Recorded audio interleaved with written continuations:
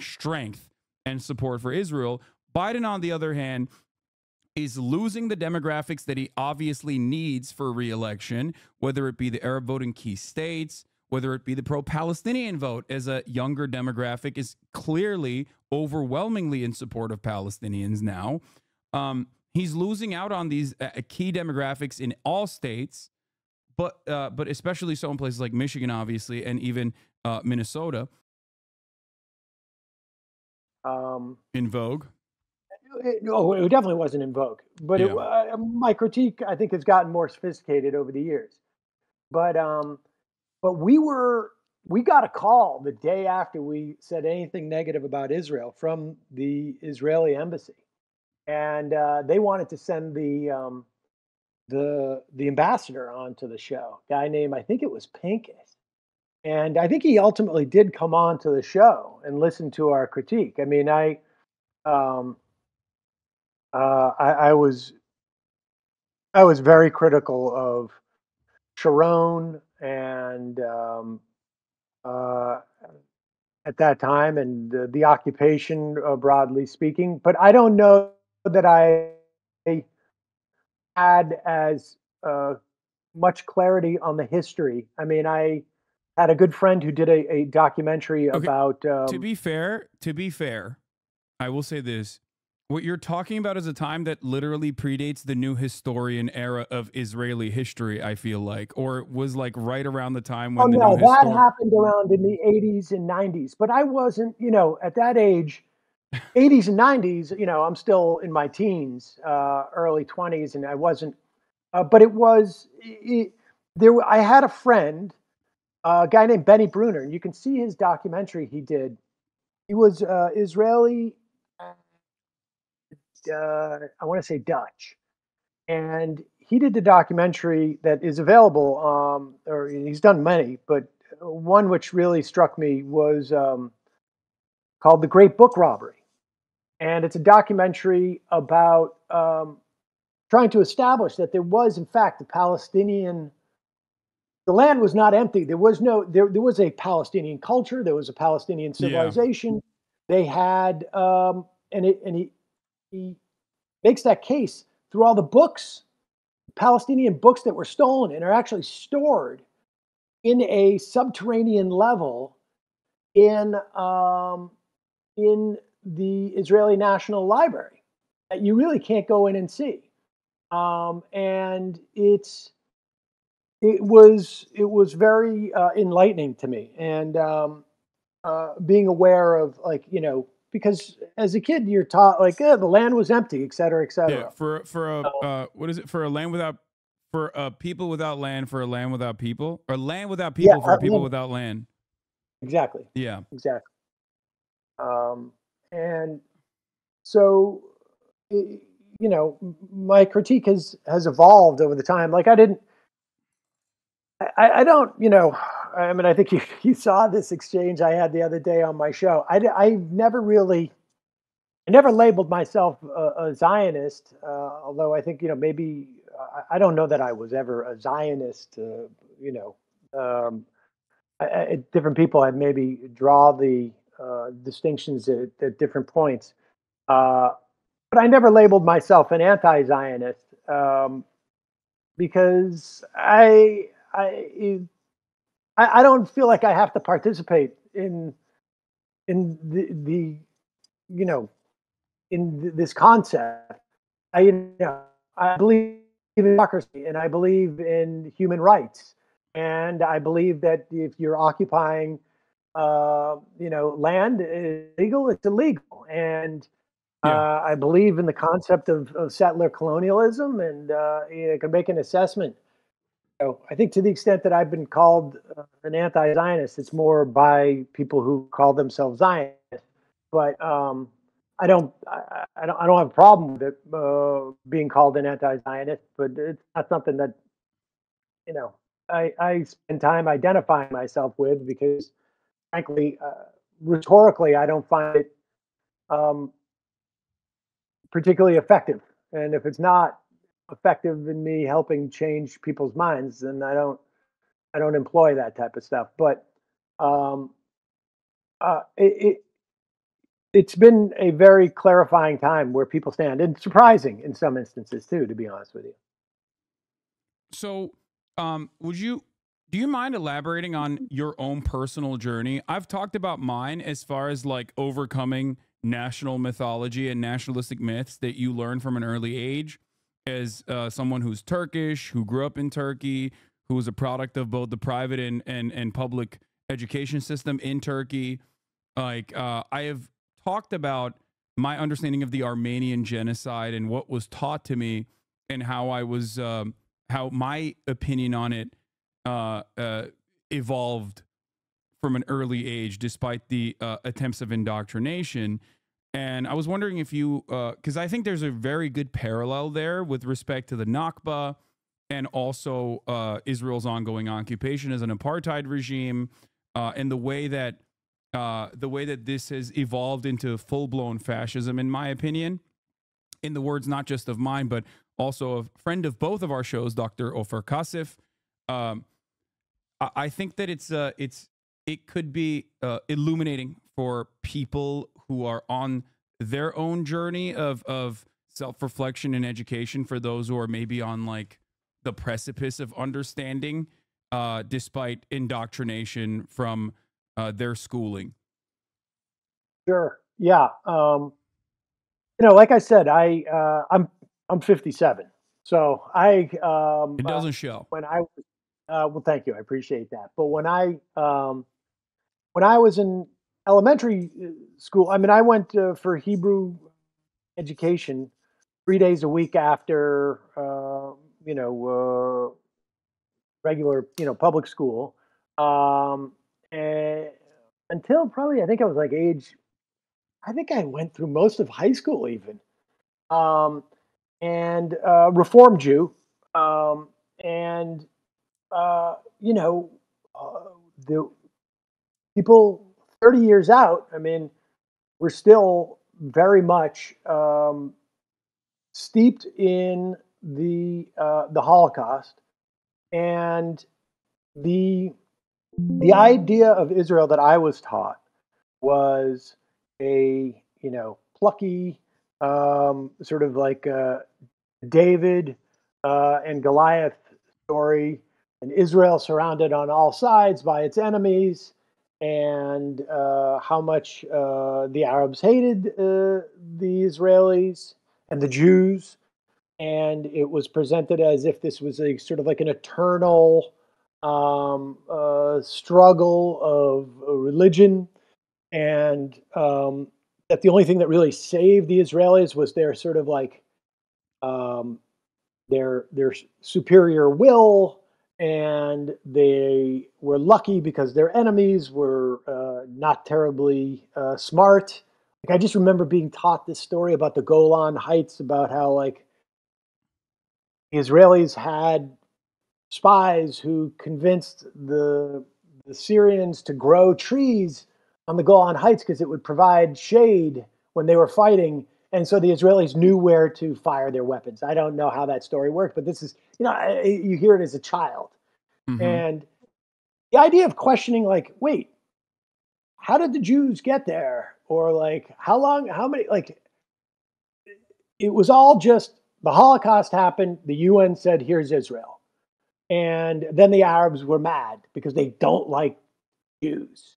There was no sort of material analysis of like, hey, wait a second, how did they? We were told there was not. It was just a desert, and they came in and they created irrigation. They grew stuff, and Yeah, turn the um, desert into a fertile land or whatever. exactly. And I was 15 or 16 and went with my Hebrew class for the summer to Israel, which is like a confirmation class program. And we traveled up and down the country. We worked at a kibbutz for a period of time. And it was in 1982. And at one point, and I feel like it was early on, I can't remember exactly, but I feel like it was early on in the summer. We were up in Caesarea, and we were in the ruins of this like Colosseum, and we saw dozens of attack helicopters going low across the Mediterranean north. And we're like, what's going on? I mean, it looked like something was going on. I mean, because Israel, everybody, you had soldiers, everybody, they would carry their guns around, and you get used to that, after a while. But like this was something different. And within, I don't know how much time it was, not long. Maybe we got into the bus, or I can't remember. Um, we found out that Israel had, I think, had attacked Beirut. And I just remember, I mean, I was crying about it. I got into an argument with my rabbi because prior to then, it was a preemptive war in '67, but it was being sold like it was imminent, and the Hmm. Israelis just got the jump. The idea was that it's the Israeli Defense Forces. They don't start wars of choice. That's not what Israel does. And that was my whole sense, and I think that was probably the beginning of me becoming, increasingly more skeptical and curious as to like how did this form. And I went to college, and there was really not much. Um, uh, you know, uh, for whatever reason, I don't know. It was not. I didn't. I don't remember studying much about it in college, but I was aware. I think through the first Intifada that this was. I mean, things felt like they were changing maybe a little at that time. And then I remember when Sharon went on the Temple Mount and basically lifted,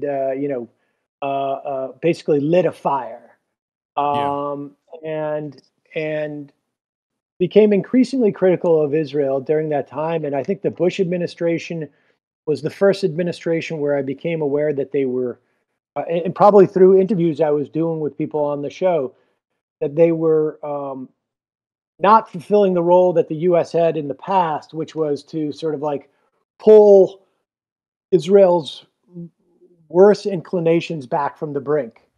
But we're instead sort of like pushing them, like giving your, not just pulling the keys away from your drunk friend, but, um, you know, handing them the keys, despite the fact that you bought the car for them in the first place. Um, and, uh, and for, uh, by the Obama era, um, it was I would talk about Israel to some extent. To some extent, it was farmed out to Michael Brooks, who was you know by the time we got into like mid the end of the Obama administration was hosting the show once a week, and he was had studied foreign policy and was much more, I think, sort of engaged in it. And I think to a certain extent I had just basically given up on Israel, and my disposition was basically, I mean, I remember distinctly having arguments about this with, because among Jews and on like, email groups I'm on, this would come up. This is sometimes the biggest like political difference I would have with people who, in many other ways, were progressives or Yeah. liberals or Progressive whatever. except Palestine. Yeah, and I mean, I distinctly remember the argument I would take with some of these people is like, "Y- you're the one who's endangering Israel, the existence of Israel, because this this cannot go on. The Democratic Party, it was clear, like to me, like when Tim Kaine, you know, uh, um, refused to go see Netanyahu speak in Congress. I was like, if Tim Kaine's doing this, you guys have a problem. And because Israel is going to become increasingly isolated, and 10, 15 years from now, you're going to have the Christian Zionists in this country, but if a Democrat is in power, they're going to lose their funding, and they're going to get increasingly isolated, and it's going to be like a South Africa type of situation, except for they won't take that off ramp. Well, it turns out And they showed you by by being like, nope, unconditionally in support of Israel, actually, as the well, Democratic Party. I don't I think that we are now at the Turning point. apex of that support. Yeah. Yes, No, I think absolutely. we will never have a Democratic administration that will even come remotely close to how the Biden administration is acting. I think Absolutely.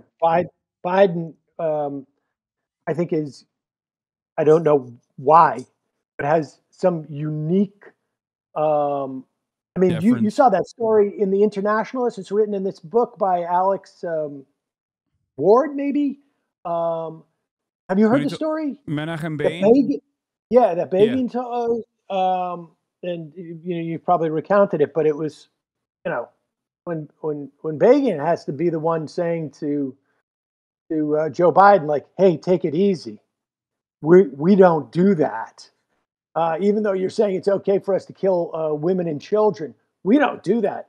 When Begin has to be, and this is the guy who was participated in the blowing up of the Hotel David Yeah. in 1948. I mean, if that guy has to be the voice of reason, you know that Biden's got some particular, like, I don't know, bloodlust. I don't know what it is, but I I think think Ryan's assessment on your show was actually pretty interesting, where Biden is known as a cipher, right? Like he always finds the middle ground on every issue, and he's just like a perfect political machine in many ways. Whether it was busing and segregation, desegregation back in the day, all the way to super predators, crime bill, noticing that like learning a lesson from the opposition that he had to Afghanistan and not repeating it with Iraq, like all of this stuff. Um, I think all of this stuff played a role in him developing his positions, but Israel was never really an issue that the Democratic Party had even shown a little bit of criticism on, with I guess like Obama being ironically, Obama being considered the exception almost, but like even then, Barack Obama, obviously on his way out, gave $30 billion in a 10-year aid package to Israel for the Iron Dome and numerous other instances. So like, I think he never had like a reason to develop a middle of the ground approach. So that just kind of stuck with him. you know, yeah, maybe in like again that story about Begin, where you know you get admonished by the leader of the country to be like, no, we're not going to be that vicious. We don't want to associate that. There's something else going on there. And I know Peter Beinart came on the program and he had a good explanation. He's like, if you want to know, you want a sense of like where people stand on this, the 1619 project is a good sort of surrogate in which to assess. Like, if somebody fundamentally cannot believe that the United States was founded appreciate the sort of like settler colonial origins of the United States, and that it's built on the genocide of the indigenous people here. They will not be able to get it with Israel either. They're just too invested in the sort of like that myth. They can't give it up. They're just riding for all settler colonial genocidal states I mean, if you're going to unconditionally. do for one, you might as Yeah. well do for all. He loves Australia. He loves it all. He doesn't care. He's like, it's great. Um Now, yeah. it's the He best we could do at the time. he needs that Neil Gorsuch approach. And just like this being the one pet issue that he cares about, that is the exact opposite of what you would think from him. Yeah, But it's it is interesting I, because like he claims to be Irish, he claims to be Catholic, and these are like currently with the Pope and also with Ireland being historically an ally to the Palestinian plight. It is very odd that he would take such a staunch, ultra nationalist approach to the matter. and the thing is like it is. I mean, I don't think donors explains it. I mean, I know that he's got some big, Haim Saiben or Sabine Of or whatever course. that But guy's that's name is. consistent.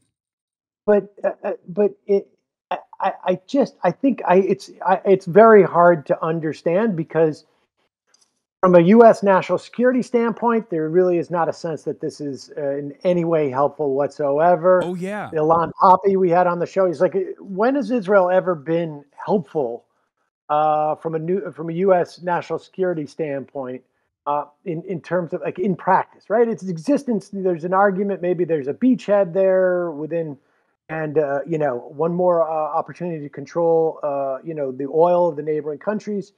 But I mean, I don't think he would have paid any type of like political price if in November 15th he had said we're calling for a ceasefire. I don't think he would have paid a political price. We're going to start to pull back on aid, or we're not even going to put an aid package on the table. I mean, it really is hard to understand, and it is, just from a political standpoint. Yeah, I mean, I think that But like the Lloyd Austins in his corner, I think are like genuinely warning him of the backlash and the destabilization that no, Israel's actions are causing. Because it is like Israel's aggressive ethnic cleansing campaign is now far beyond the point of maintenance and avoidance. We've now gotten to a point where it's like it's an issue that you have to tackle head on. But beyond the lack of like Israel's position as an apartheid ethno state is actually helping America with a beachhead or a forward operating base with like its own espionage tools and whatnot. The destabilization it's causing is obviously far outweighing the benefits that you get from like the Pegasus program or whatever, right? But beyond that, and this is something that you and I 100% agree on, it is horrible domestically.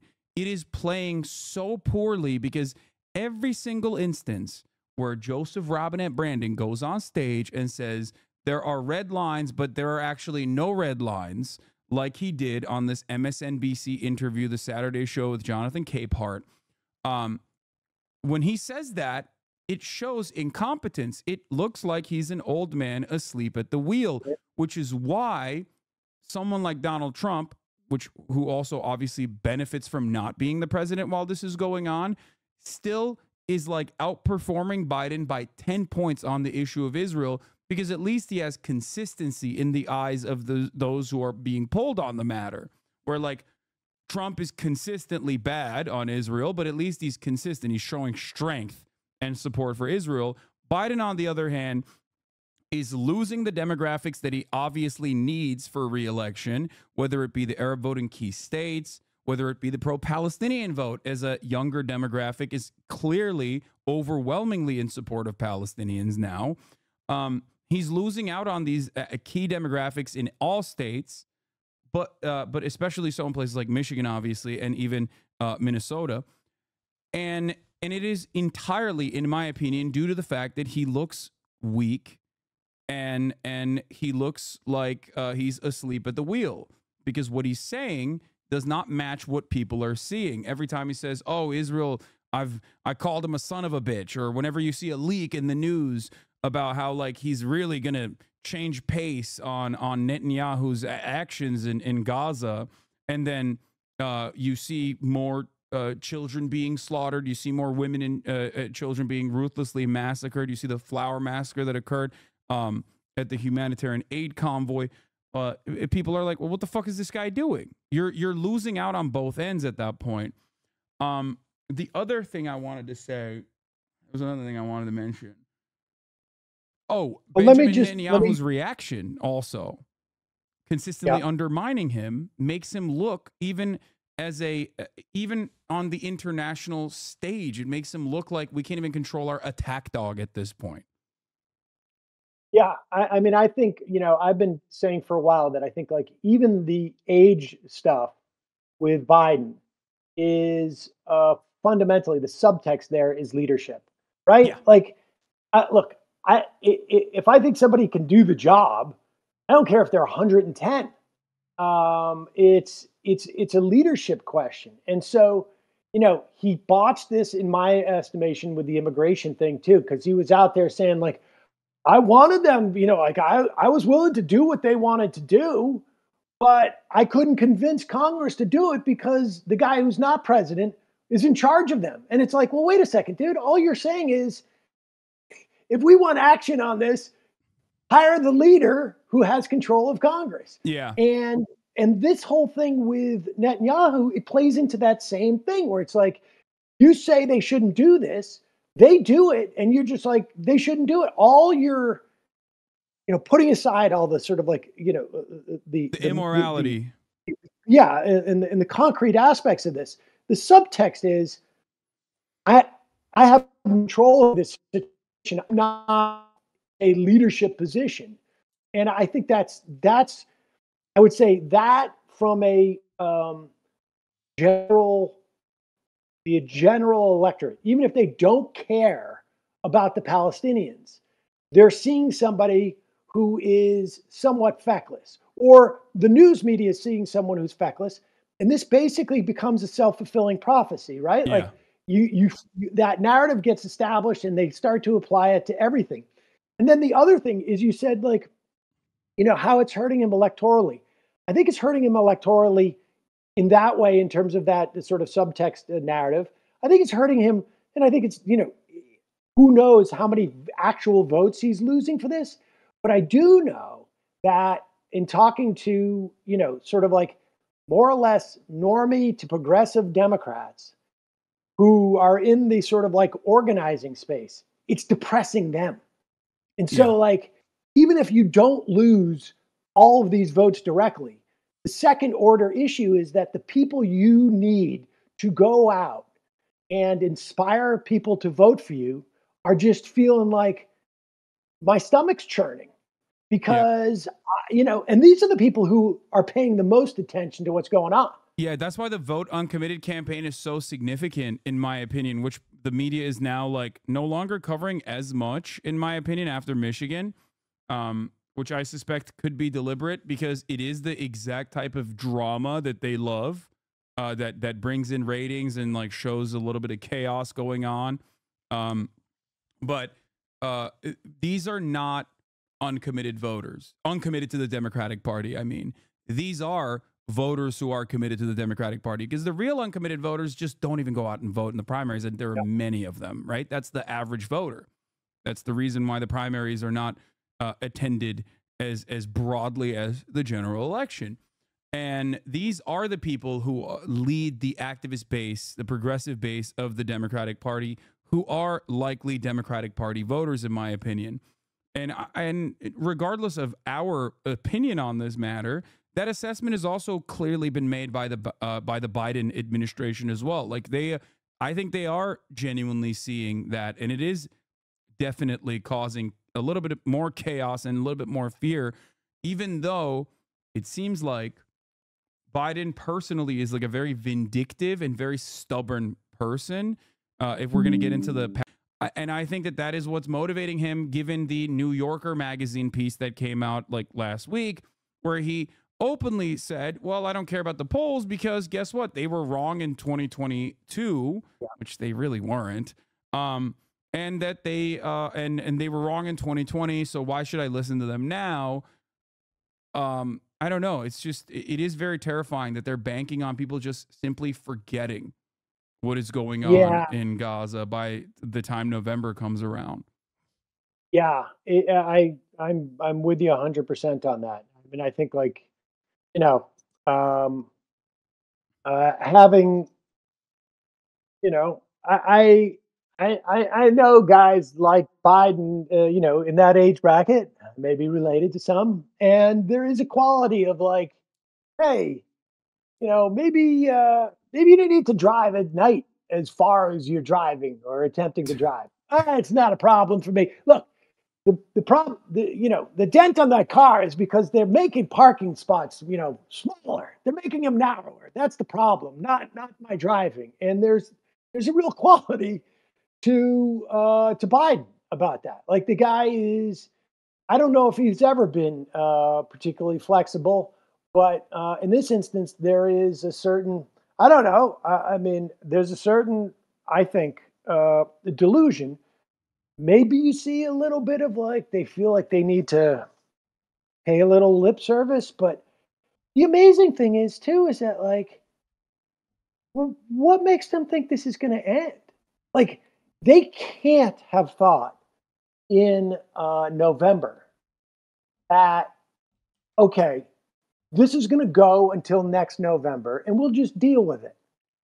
Like, they had to have thought, like, at one point they were like, this is going to wrap up by January. This is going to wrap up by March. I mean, I think there's reporting that said that that was their belief.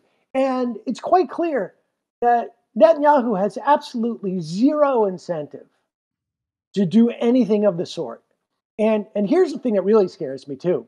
Netanyahu also likes Trump. Like Netanyahu Oh, would benefit from a Trump reelection. 100%. And he's 100%. very, I think he's open about that too. Like, I think the reason why he keeps saying no two states immediately after Biden says there will be a two-state solution, which in and of itself is already like a contested concept at this point because of, what the two-state solution in theory versus what it looks like in practice is very different. It's just been a continuation of settlement expansion under the guise of like a potential two-state.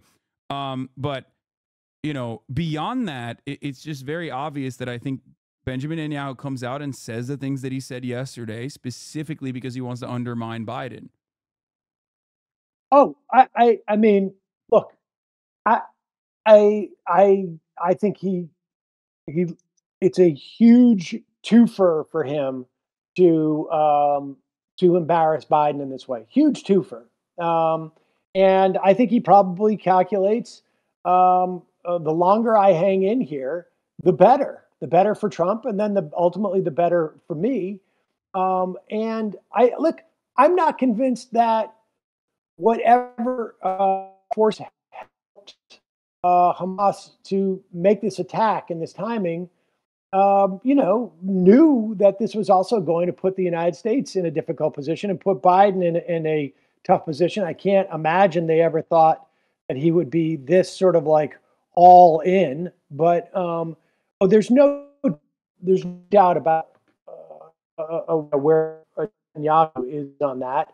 And it seems like the Biden administration just had they did not calculate this, and they didn't even appreciate the situation. I think Biden walked back from this red line thing. My understanding a little bit later today, or at least the administration did.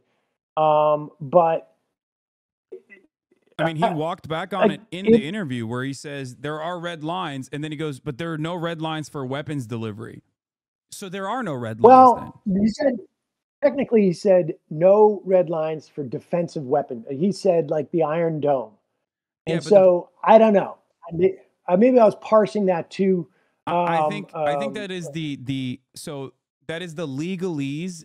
That is the legalese that they engage in an effort to say, oh, we're sending Israel, and you've talked about this before, we're sending Israel defensive weapons, actually only defensive weapons and not offensive weapons. We're just like replenishing their munitions that are depleted in defense of Israel. Why are those munitions being depleted?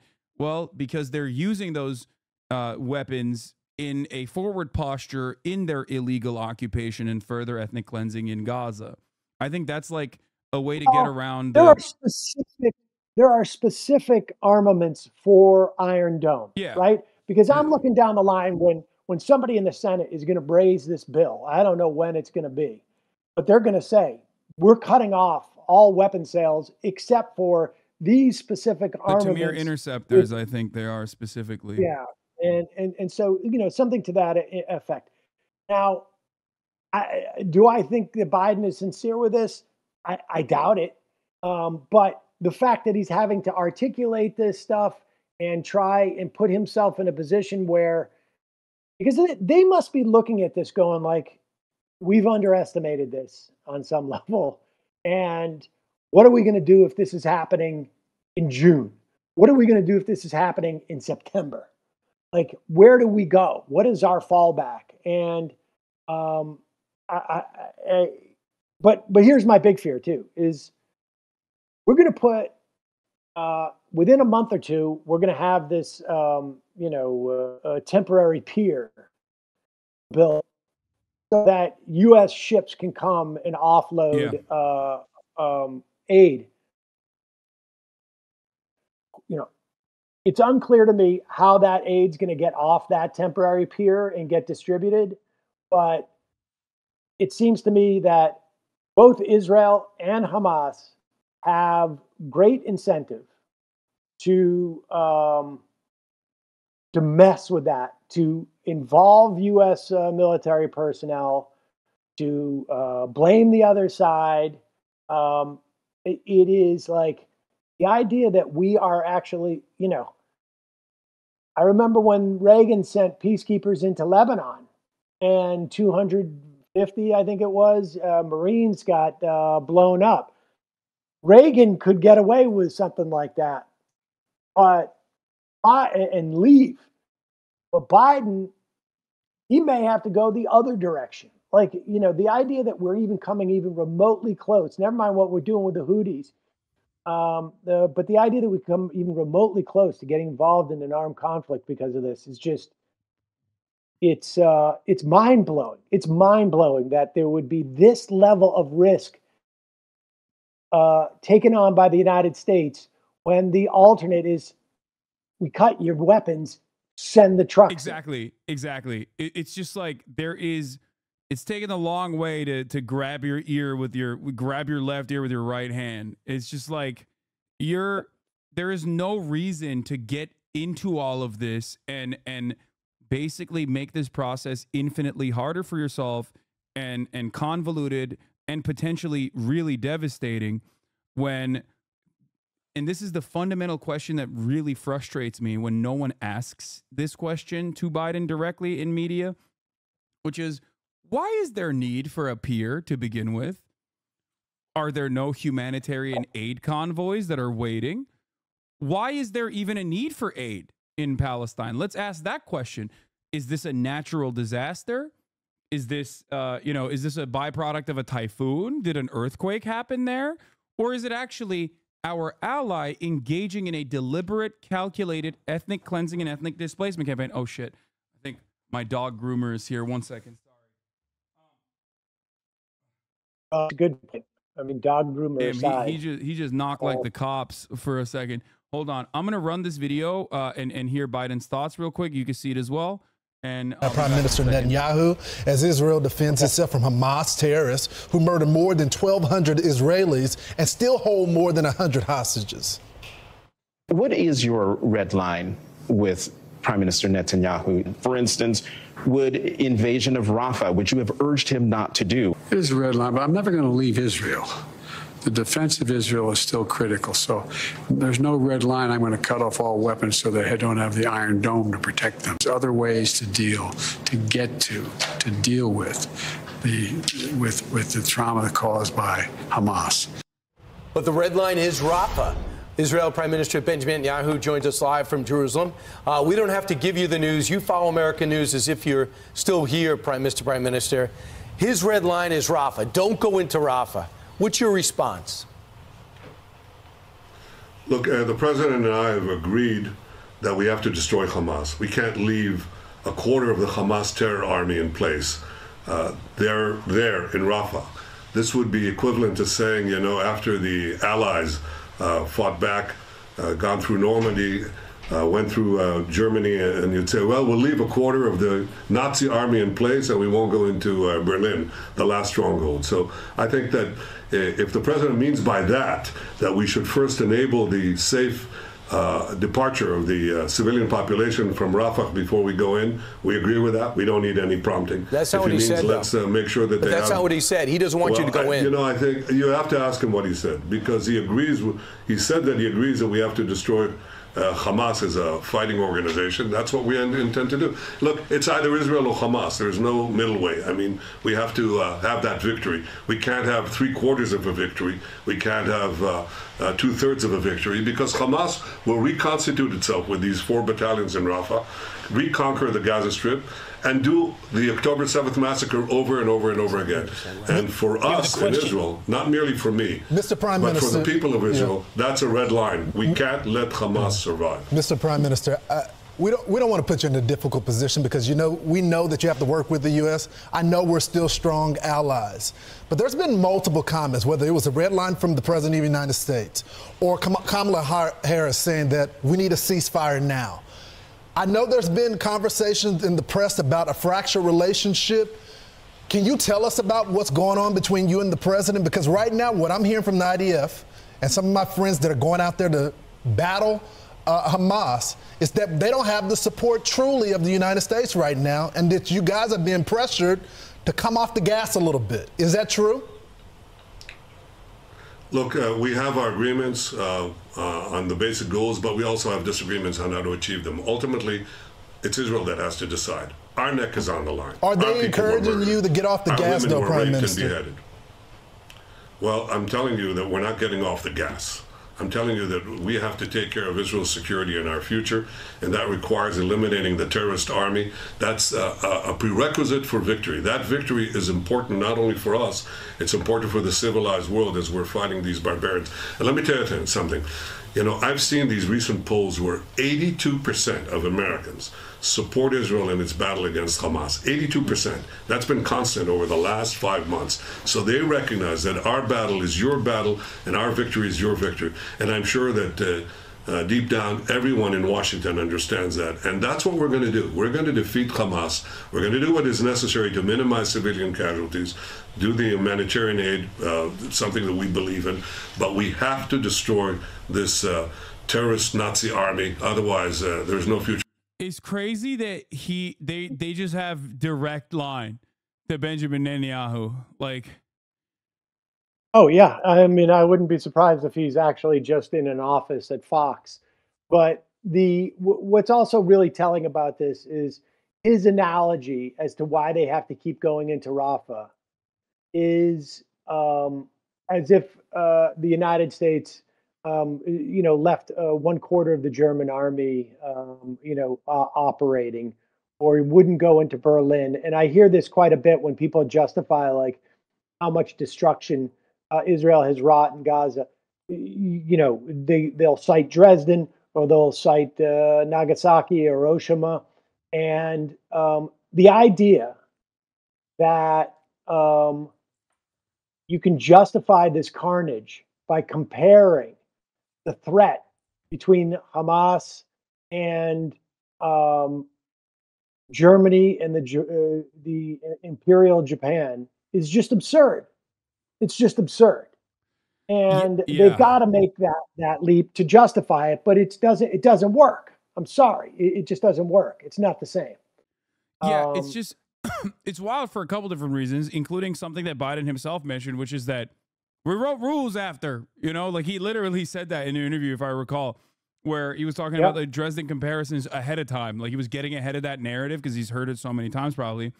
That like, one, we did write rules, new rules of engagement after that. And two, this is one thing that always frustrates me about the comparisons to the Holocaust, which Benjamin Netanyahu, as I'm sure you know, is a Holocaust revisionist himself. So this is something that he likes doing regardless, is that if there is a group, if there is a militarized state that is like engaging in ethnic cleansing and ethnic slaughter, the comparison falls not on the hands of a resistance group that will take it to violent means, built originally by like fundamentalist guys as well, for sure. It's the other side. It's Israel. Like Israel is infinitely closer to the mechanized slaughter than Hamas is. Neither of which is, I'm saying, identical, obviously, to the atrocities of the Holocaust. But like one side is clearly closer to the Nazi regime than the other side. Power differential. You look at the power differential. Yeah. I mean, that's just what it comes down to. I mean, you just look at the power differential. and who has control of their territory and who does not, and who, where the mass starvation is happening and where it's not. I mean, the power differential is quite obvious. This is not, a world war. This is a highly sophisticated country with far more advanced weaponry than maybe anyone else around, frankly, in that neighborhood. And certainly, more so than Hamas. And again, you're not going to completely eradicate them. And the idea that, like, that Hamas is some type of sort of like alien force that can be, the Israel, it is almost impossible to imagine that Israel hasn't created 5 different variants of Hamas in what they have done to the population. It would be astonishing. Yeah, And Israel Hamas continues itself. to think. Hamas itself Israel- is an evolution. Hamas's tactics itself has become an evolution due to Israel's increased violent actions. Like, I think Zach Foster. I don't know if you've ever had him on your stream or not, but he is a Zachary Foster is a professor. He's a PhD at Princeton, a historian of Palestine, and he has like documented each step and the evolution of Hamas all the way from the Islamic Charity, which it began as a Muslim Brotherhood cutout, all the way into like the old charter, new charter, and how Hamas changed its tactics throughout time as a consequence, as a reaction to the Israeli negotiations, peace process, and the obvious continuation and the rapid expansion of the settlements, and also Israel's suppression of like religious freedom and whatnot in the West Bank. And how it became what it is. Everybody understands this. Like everyone at Israel understands this. Former Shin Bet officials understand this reality. And Israel itself understood this reality in its outward communication to the Trump administration. One key detail I bring up from time to time is that I believe in 2017, Donald Trump no longer was giving any aid, I think due to one of his campaign promises. They were going to completely shut off aid to Palestinians. Do you remember this? They stopped funding UNRWA. Yeah. They cut off funding to UNRWA. Yeah. And you know who was actually against that at the time? The Israeli government. The Israeli government itself had petitioned the Trump administration to not cut funding because they recognized that this would be a national security issue for Israel if the Palestinians were completely starved out. That it would become the situation on the ground would get worse. So the fact that Israel in 2017 recognized this reality, and yet the outward communication coming from Benjamin Netanyahu and others within the Israeli government, including the defense minister, is the exact opposite now. Genuinely, I think shows that the situation has gotten worse and the fascism has completely taken hold. If you can, I think if people can understand the concept of Donald Trump doing whatever he can to get elected president so that he can stay out of jail, which I think a lot of people can, then I think you can start to understand, and doing whatever he can, despite what it means for the country, the future of the country, then I think you can begin to understand Bibi Netanyahu, because I think for him, the more turmoil, the better for his personal sort of lifelong trajectory. Like, I think he knows that the moment there is any type of calm, any type of peace, any type of argument that there is, no immediate threat, I think he knows that his chances of going to jail are, through the roof at that moment. And so I think he's going to maintain as much belligerence as possible. I don't know if Joe Biden can't can't see what just about every observer of, I mean, I'm talking Israeli. Yeah. You know, the Israeli press knows this. That Netanyahu is hated, but they're not going to get rid of him until this, war is over. Yeah. And so he is completely incentivized to make sure that that never happens, regardless of whether it's in, whose best interest it's in. I mean, it's it's it's a disaster for, obviously, for the Palestinian people, but it's gonna. I think it's a disaster for Israel, and it's a disaster for the U.S. No, absolutely. At the same It's level, but I think here one last thing before I let you go. Thank you so much for coming on for as long as you have. One last thing I wanted to talk about is, I guess, like, liberal Zionism used to be the primary communication to the Western world, and I feel like post October 7, but even before October 7, like in the last couple of administrations, liberal Zionism kind of like went away as far as like a Hasbara mechanism.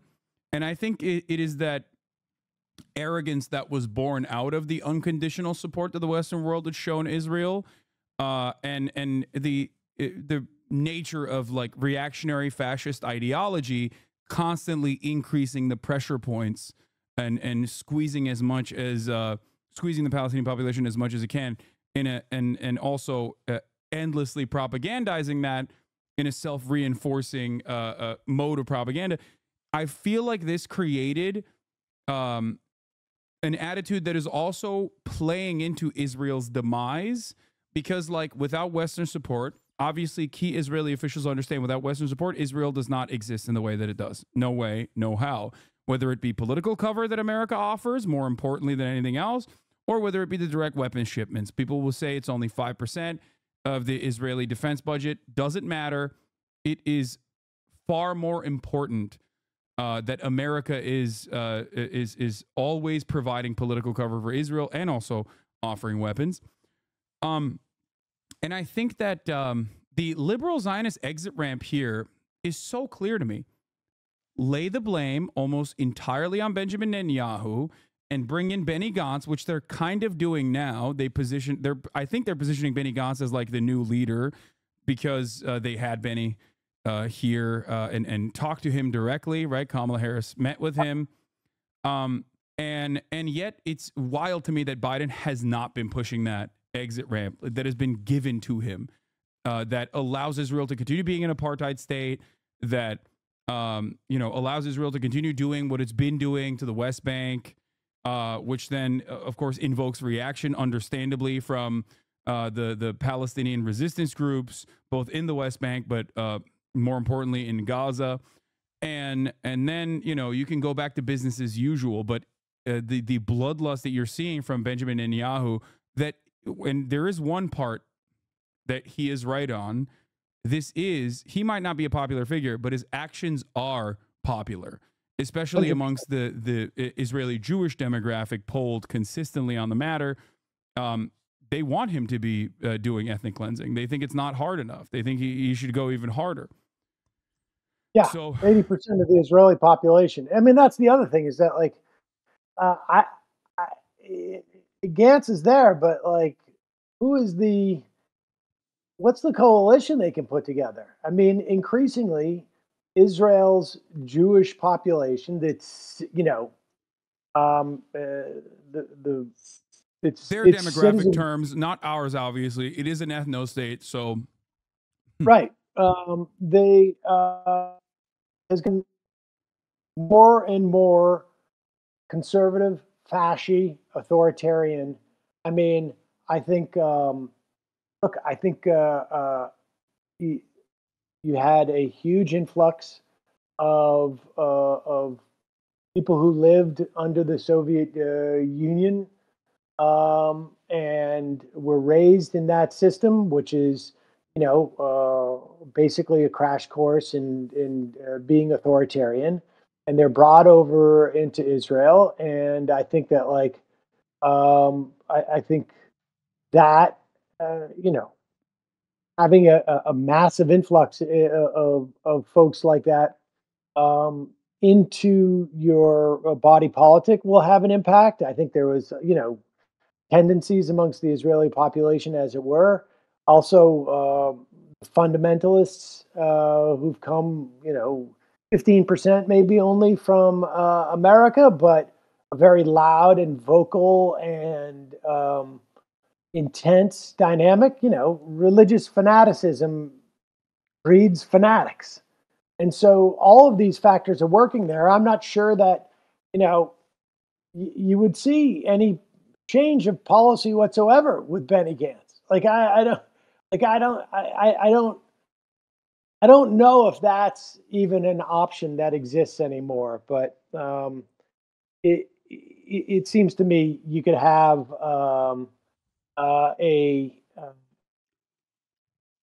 the Biden administration could have definitely been more aggressive with Israel up to this point and not paid a political price.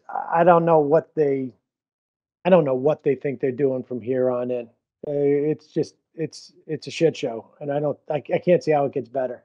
I don't know if I agree with you on the USSR take. I don't know if it was the Soviet migrants that came in, considering that there is a massive population of Mizrahi and Sephardi Jews in Israel that came from, like, Arab Jews specifically.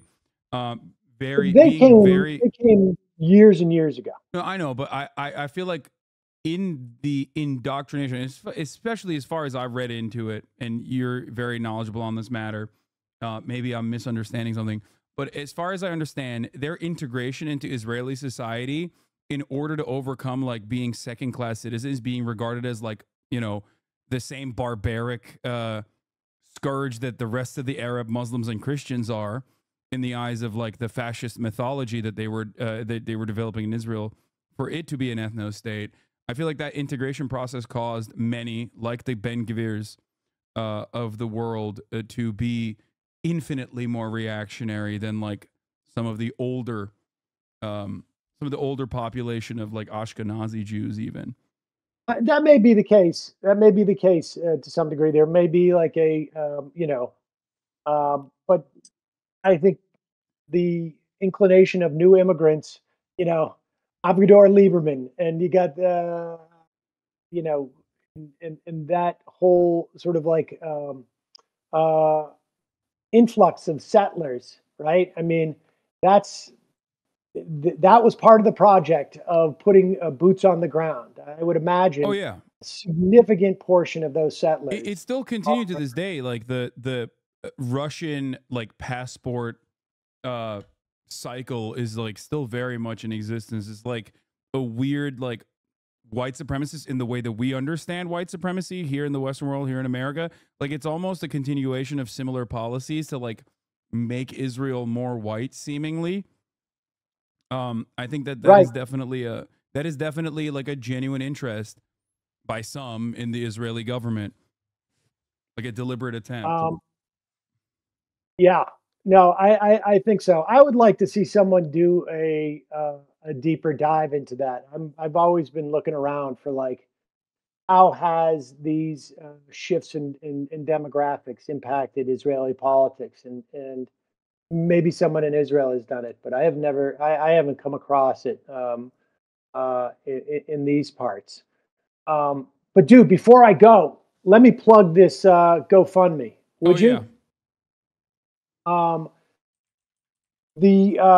A friend of mine has been helping a family in Gaza, and we're starting to see more of this, actually. But they're a family that have a child with Down syndrome, and we helped them raise some money to get them out of the country. I'm sure people know the dynamic that's associated with getting out through the Rafah gate.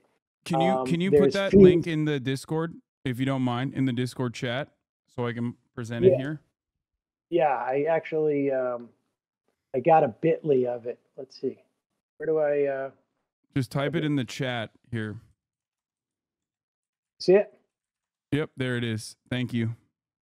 And we got them. They just, like, literally just got footage of them at the Rafah gate, and almost the entire family is out. They're going into Egypt to, you know, they have nothing. There's a video I have of that, like they have 6 bags, you know, and they were in a tent in Rafah, and so it's a weird dynamic because there's so much pain and suffering there, and to focus attention or help on any individual family, it sort of cuts both ways. But I don't know. It's been at least gratifying to know that like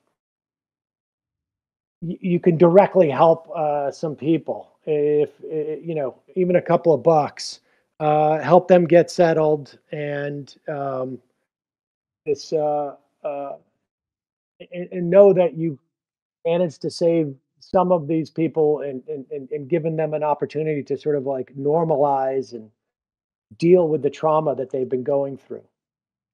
Yeah. And just saw some video of their little girl, you know, and it really is, it's amazing, but it's so horrific. But if folks have the opportunity, please. Yeah. Mods are pumping the link in the chat as well. Well, Great. Sam, thank you so much for coming on. Always a Ron, pleasure always a having you pleasure. here. Great to talk to you, and keep up the good work, man. I really appreciate what you've been doing. All right. Thank you. Well, for Sam. years now. So my real uncle. Hopefully I'll get cutting out off. there soon. Sorry, you're cutting off. Can you say that again? Yeah, hopefully I'll get out there soon. I want to hell yeah. see your That'd place. be great. All right, man. All right. Have a good one. Bye. That was Sam Seder, everybody. My real uncle, Sam Seder, and not my fake imposter uncle, Chunk Weigert. Doing the most. Very reasonable voice. I always appreciate Sam's commentary and takes on the matter because, like, because I think he has a way